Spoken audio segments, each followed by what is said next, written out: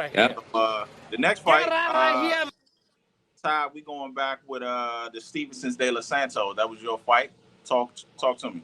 Okay, yeah, that fight. Most people say that fight was a boring fight. Shakur had an off night, but a lot of fighters have off nights. Like Tyson had an off night once upon a time. Ali had an off night once upon a time.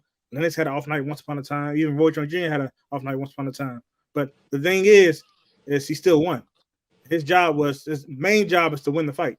He won the fight, and De Los Santos' job was supposed to trying to find a way to win, but he couldn't find a way to win because Shakur was doing his job. His best thing he has is his defense and the staying away. And he stayed away with his feet and make sure he didn't get hit, like he always does. Make sure he hits you more than you hit him. That's why he won the fight. So when De Los Santos saying that he won the fight, no, you didn't. If you would have won the fight, you should have cut him off. You never cut him off, so it's on you. That's not on Shakur. Shakur's job is not to make sure you have a better chance of winning. His job is to make sure that he wins no matter what. Even if he has a bad hand, make sure he wins no matter what. And he beat you with one hand. So I don't think it was on him. I think it was on De Los Santos more than Shakur of being a boring fight. But what do you think, Ricky? I think the same thing. I think this fight, I don't think the fight was boring. Especially after going to watch it back, watch a little bit of it a second time. This definitely was a chess match. It was definitely too much respect from De Los Santos. He definitely gave too much respect to Shakur, and Shakur's not known for power, so I don't know what he was, scared of contact.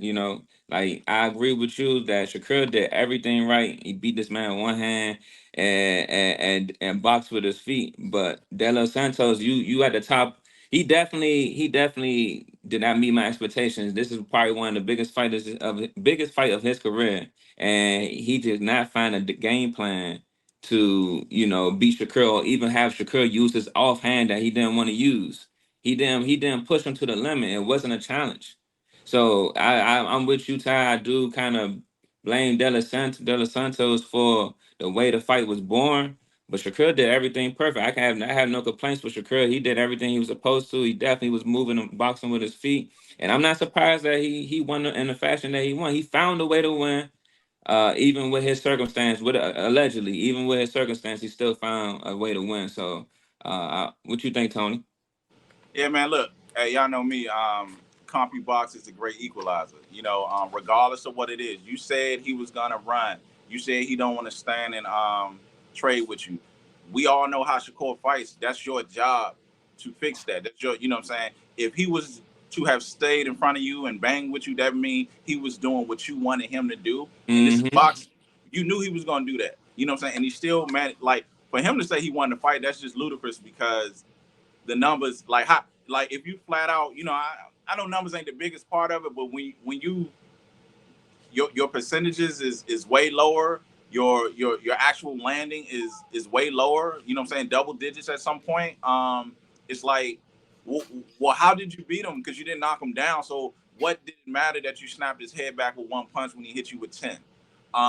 Numbers are numbers. Shakur did, one thing I liked about Shakur at the end of the fight, he didn't say the injury. It clearly was an injury. Even if it wasn't, he did what he was supposed to do. He did what he was going to do. So, I think it was a bad night, regardless of what is it, the injury, or he just wasn't up for it or what have you. He still did what he does. Wins the fight numerically, just statistically. And, that's just that. He won the fight. He made the other guy not do what he said he was going to do. And then he went into the fight doing exactly what he'd been doing, and you didn't stop it. You know what he's going to do. You can't stop it. Absorb that. Live with it.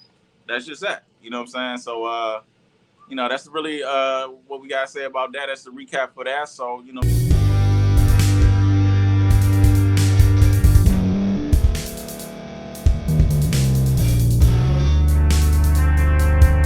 Thank you for staying to the end. If you're watching this on YouTube, please like this video, subscribe, and also hit that notification button so you can be notified next time we put out a video. If you're listening on any podcast platform, subscribe and hit that notification button, y'all, so you can be notified we put out another podcast audio. And last but not least, hit that share button. No matter what you're listening to or watching it, hit that share button and send it to somebody that you know that would love to watch this episode you just listened to. So once again, thank you for staying to the end, and we'll see y'all in the next episode.